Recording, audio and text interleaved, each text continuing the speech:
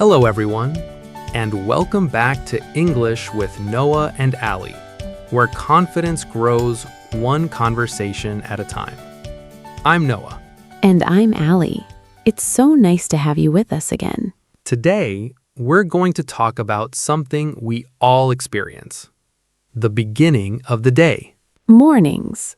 Some people love them, and some people really don't. I think I know which one you are, Allie. Oh, really? And what do you think? I think you like mornings after you've been awake for about 30 minutes. Okay, that's actually very true. I'm not a morning person right away. I need a little time. I understand. For me, the first few minutes after waking up can really change my mood. If I start the morning slowly, I usually feel much better. What do you mean by slowly? I mean, I don't jump out of bed and immediately start working. I take a moment. I open the curtains, I drink some water, and I try not to look at my phone. Not look at your phone. That's difficult. I know, it's probably the hardest part, because the first thing many people want to do is check their messages. Or social media. You tell yourself, I'm just going to check for 1 minute, and then 20 minutes disappear. Exactly. And suddenly, you're still in bed, but your brain is already busy. I think that's why I like having a simple morning routine. It helps me feel like, okay, the day has started, and I know what I'm doing next. And it doesn't have to be a perfect routine. That's important. A productive morning doesn't mean doing 20 different things. Right. Sometimes a good morning can be very simple. Wake up, get ready, have breakfast, and spend a little time learning English. Exactly.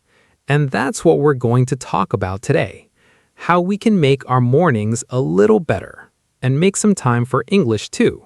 Without making the morning stressful. Exactly. A good morning should help you feel ready for the day, not tired before the day even begins. So, once you're out of bed, what's the first thing you usually do? Usually, I open the curtains. I like seeing the morning light. It makes the room feel different. I like that too. I wash my face, brush my teeth, and then I make something simple for breakfast. What do you usually have? Usually something easy. Maybe eggs and toast, sometimes fruit, and of course, coffee. I don't think my morning really starts until I have coffee. But I think having breakfast slowly is better than rushing through it. I also try to avoid doing too many things at once in the morning. Why? Because when I try to do everything, I usually end up doing nothing very well. That's true. Sometimes we make a huge list. Exercise, study, clean the house, answer messages, read a book, and suddenly we're already tired. Exactly. That's why I like choosing just one important thing. One important thing? Yes, I ask myself, what is one thing I really want to finish today? I like that. It feels much easier. And if I finish that one thing early, I already feel good about my day. Maybe that's also useful when you're learning English. Definitely. You don't need to study English for 3 hours every morning. Even 15 or 20 minutes can be useful if you do it regularly. Exactly. You could listen to an English conversation, read a short story, write a few sentences, or simply speak to yourself in English. And the important thing is, don't wait for the perfect morning. Start with what you have. That's a great point. A productive morning doesn't need to look perfect. It just needs to help you move forward. Even a small step counts. And sometimes that small step is enough to change the whole day. So, after breakfast, that's usually when I like to spend some time with English. What does that look like for you? It changes.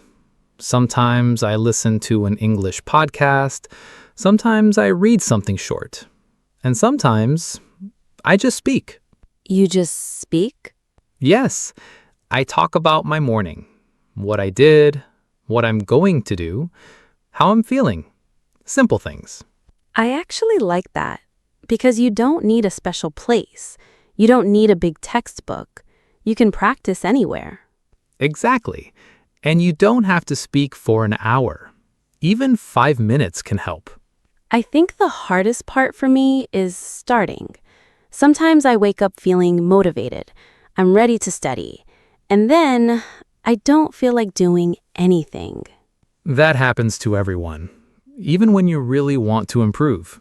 So, what do you do on those days? I make the goal smaller. Smaller. Yes, if I plan to study for 30 minutes, I might say, okay, I'll just do 5 minutes. And after 5 minutes? Sometimes I stop, and that's okay. But many times, I want to continue. I understand. Starting feels harder than continuing. Exactly. That's why I don't depend on motivation. I try to depend on my routine. So, you practice because it's part of your morning, not because you feel excited every day. Yes, some mornings are exciting. Some mornings are not. But I can still take a small step. I think that's important for English learners. You don't have to be perfect. You just have to keep coming back. Exactly. Maybe today you learn one new word. Tomorrow you understand one sentence. The next day you speak a little more confidently. And after many mornings, those little steps start to add up. That's the part I love. You may not notice the progress every day, but one day you suddenly realize, wow, I understand much more than I used to.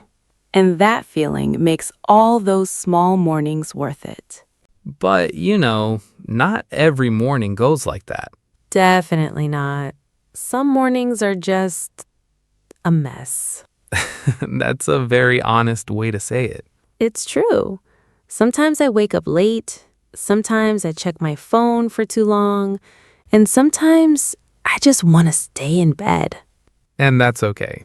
We're not robots. Exactly. I used to think a productive person had to have a perfect routine every single day. And do you still think that? No, not anymore. I think being consistent is more important than being perfect. I completely agree. If you have a bad morning, you don't have to give up on the whole day. Right. Maybe you woke up late.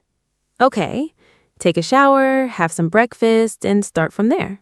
And if you don't have an hour for English, use 10 minutes. Listen to something in English while you eat. Read a short paragraph, or talk to yourself while you're getting ready. You can even describe what you're doing. I'm making my coffee. I'm getting dressed. I'm going to start work. That's actually a great idea. You're doing your normal morning and you're practicing English at the same time. Exactly. Learning English doesn't always need to feel like studying. It can become part of your life. I really like that because our mornings are already part of our lives. So tomorrow morning, don't try to change everything. Choose one small thing. Maybe drink some water before checking your phone. Maybe listen to English for 10 minutes. Or maybe just speak a few sentences out loud. And if you miss a day, start again the next morning. No guilt, no pressure. Just start again. Because progress doesn't come from having perfect mornings. It comes from taking small steps, again and again. And maybe tomorrow your morning will be just a little bit better than today. That's a good goal. Not a perfect morning, just a better one. And while you're making your morning better, keep making your English better too. Thank you for spending part of your morning with us. And remember, you don't need to do everything today. Just take one small step. We'll see you in the next conversation. Keep practicing and keep believing in yourself.